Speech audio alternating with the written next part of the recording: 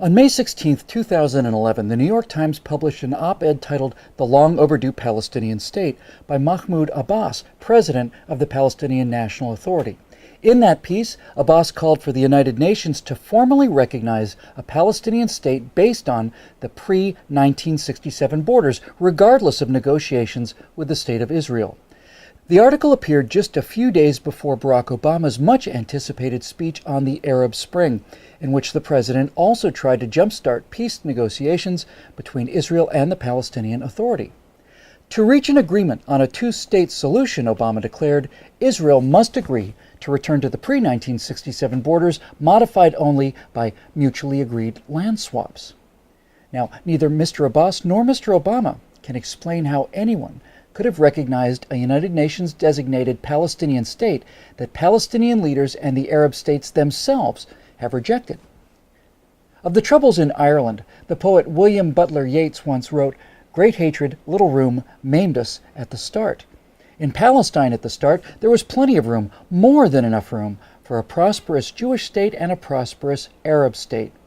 After World War I ended, with the dismantling of the Ottoman Empire, the League of Nations established the Mandate for Palestine, including all of the land that is now Israel, the West Bank, and the Gaza Strip, plus the entire territory east of the Jordan River, now called the Kingdom of Jordan. The area under the Mandate was as large as Syria and about half as large as Iraq, yet the total population at the time was less than 1 million, of whom 10% were Jews. It was in that vast, underdeveloped, and underpopulated territory that the British had promised in the language of the 1917 Balfour Declaration to support the establishment in Palestine of a national home for the Jewish people. The Declaration also promised that nothing shall be done which may prejudice the civil and religious rights of existing non-Jewish communities in Palestine. Open Jewish immigration to the Holy Land was encouraged, as was freedom of speech, religion, and assembly for the Arabs of Palestine, rights they had sorely lacked under Turkish rule. Mired for more than 2 centuries in backwardness and grinding poverty, Palestinians were never recognized by the Ottoman Empire as possessing any distinctive national identity. The Palestinians quickly took advantage of their new freedom to speak bluntly, demanding a stop to the Jewish immigration which had just begun. Said one Arab representative during the Paris Peace Conference, "We will push the Zionists into the sea, or they will send us back into the desert." Aref Pasha Dajani, a Palestinian leader from Jerusalem, warned that it is impossible to live with the Jews.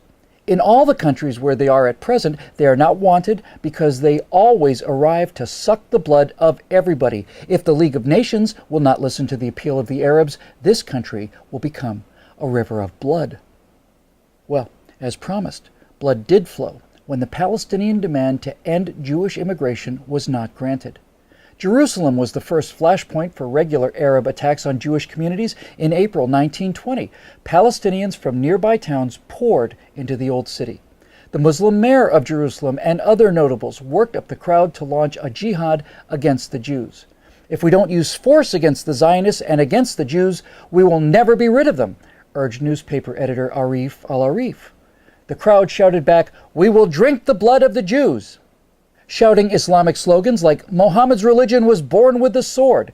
Thousands surged through the Jewish quarter and into West Jerusalem. The mobs vented their rage against any Jew they could find, burning and looting homes and stores, and even attacking British and Arab policemen. After several days of rioting, the final toll was 6 Jews dead, hundreds beaten, and widespread destruction of property.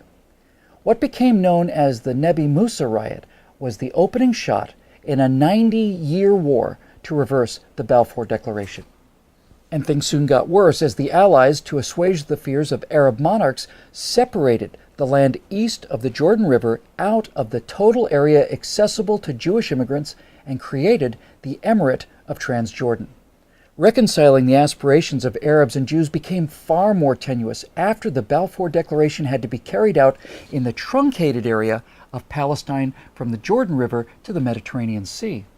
There was now much less room and a great deal more hatred. The decades that followed were marred by perpetual violence against the Jews both in Palestine and in Europe.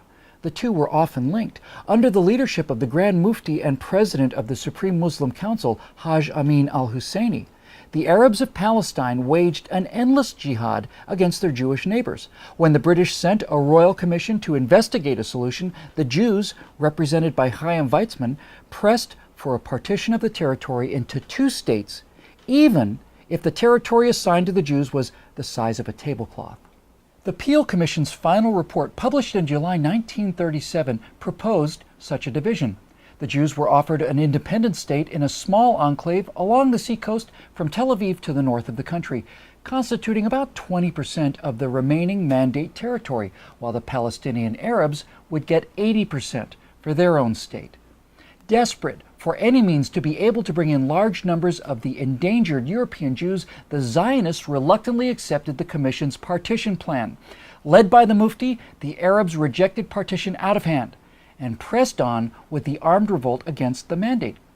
The British succeeded in putting down the violence for a time. Al-Husseini was sent into exile, ultimately in Hitler's Nazi Germany, where he lived as a special guest of the Führer. But severe limitations were placed on Jewish immigration to the Holy Land in the years leading up to the Holocaust that undoubtedly directly led to the death of many thousands of European Jews. Now, following the atrocities of the Second World War, Britain relinquished authority over the Mandate to the newly formed United Nations. The UN created yet another commission to try to figure out what to do with the contested territory.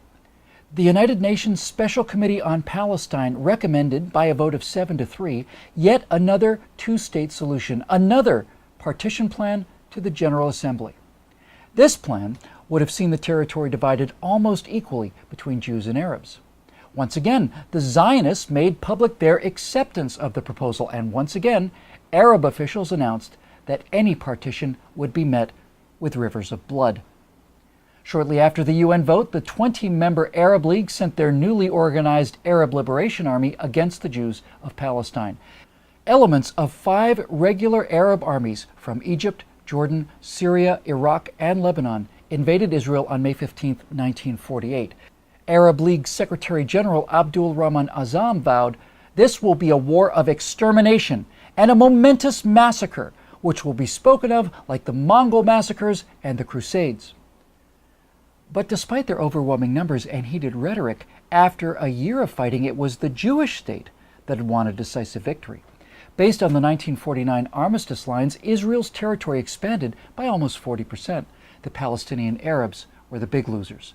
For the second time in 10 years, their leaders rejected a partition plan that would have given them independence and more land designated for their state than for the Jewish state. Instead, they ended up with nothing, and 650,000 Palestinians became refugees. Jordan's King Abdullah sent his Arab legion to occupy the Palestinian West Bank and annex the territory to his kingdom. Egypt took the Gaza Strip and for the next 18 years denied Palestinians any civil rights. It never occurred to the rulers of Jordan or Egypt to create a state for the homeless Palestinians, nor did new Palestinian leaders like Yasser Arafat protest this occupation of their land by foreign rulers.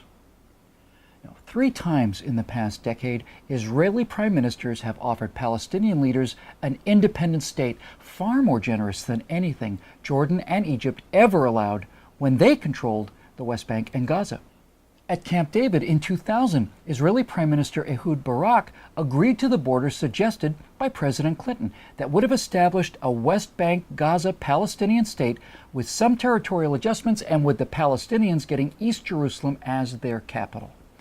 For his part, Palestinian Liberation Organization Chairman Yasser Arafat walked out of negotiations, went back home, and launched the Second Intifada. Invoking Islamic Jew hatred as justification, the Palestinians conducted a 3-year brutal campaign of suicide bombings against Israeli pizza parlors, wedding halls, and discotheques. In 2005, Israeli Prime Minister Ariel Sharon decided that it was against Israel's security interest to govern the 1.1 million Palestinians in the Gaza Strip.